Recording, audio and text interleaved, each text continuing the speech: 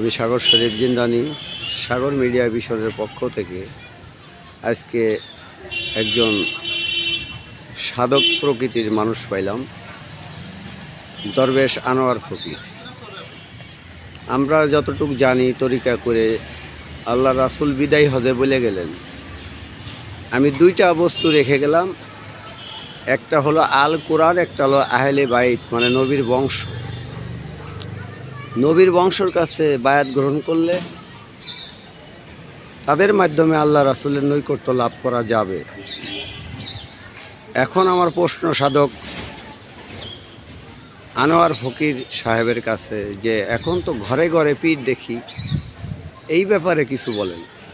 আসলে আপনি ভালো কথাই বলছেন। কথার ভিতরে না বললেই না, পীর আনাচে কানাচে পাওয়া যাচ্ছে, কিন্তু পীরের সিজরা নামা ঠিক আছে কিনা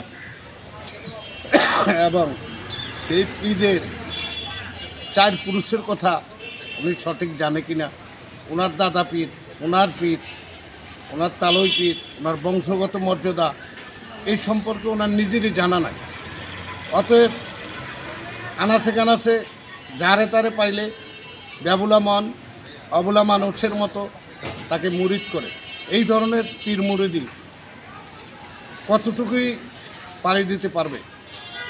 পীর হইতে হইলে এতটুকু বিদ্যা জানা উচিত, নিজে জালালান শরীফ পড়তে পারে, আর একজনাকে অর্থসহ বুঝাইয়া দিতে পারে।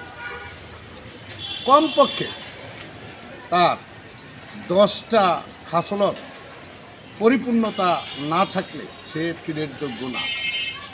এখন পীরেরা খুলছে দোকানদারি, মূল ব্যাপারী, একদিকে হাজারি নোট, অন্যদিকে ছেড়ি, মূল ব্যাপারী। পীরেরা খুলছে দোকানদারি। আসলে পীর মাসায় যদি আপনারা খুঁজেন, কামেল মোকাম্মেল হাক্কানি ও ইরফানি মেজাজি দেখা আহলে বায়াতের অঙ্গ সংগঠনমূলক আপনি দাখিল হবেন। আওলাদের রাসূল বাংলার জমিনে এখনও আছে। এছাড়া চিশতিয়া, কাদরিয়া, নকশাবন্দিয়া, মুজাদ্দাদ, আপনি যেখানেই যান না কেন, পীরের কাশফ হয় কিনা, পীরের কেরামতি আছে কিনা, এগুলি নিয়ে আপনি চিন্তায় ব্যবহার হয়ে না। আপনার মনে ধরে কিনা, আপনার মনের কথা, বুকের ব্যথা আপনার পীর কেবলা বুঝে কিনা, এবং আপনি তার সামনে যাওয়ার পরে আপনার প্রাণটা শীতল হয় কিনা, আপনার মনটা পরিপূর্ণ হয় কিনা, এগুলি যাই না বুঝা আপনি একজন পীরের কাছে যাবেন। এমন একজন পীরের কাছে যাবেন,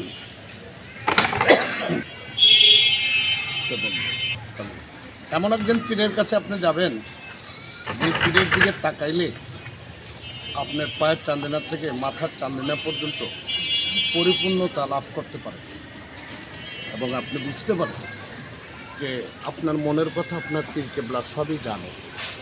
ঠিক তদ্রূপ মানুষকে খুঁজা, আপনার মনের মানুষকে খুঁজা আপনি আপনার সম্পূর্ণ কিছু তার প্রতি ছুঁটা দিয়া যদি হাতে হাত রাখিয়া বায়াত গ্রহণ করে, তখন আপনি হবেন মুসলমান।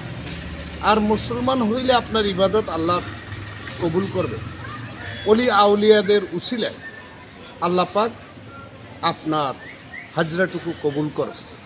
কাজেই আপনি এখন পর্যন্ত আহলে বায়াতের অঙ্গ সংগঠন হলেন না, কোরআন পড়েন, নামাজ পড়েন, রোজা থাকেন, আপনি সর্ব ভালো কাজে মত্ত আছেন, কিন্তু মূলের ঘরে আপনি আহলে বায়াতের অঙ্গ সংগঠন না। কারো কাছে আপনি মাথা নত করেন নাই। বায়াত আপনার হতেই হবে, আপনি যেখানেই হন।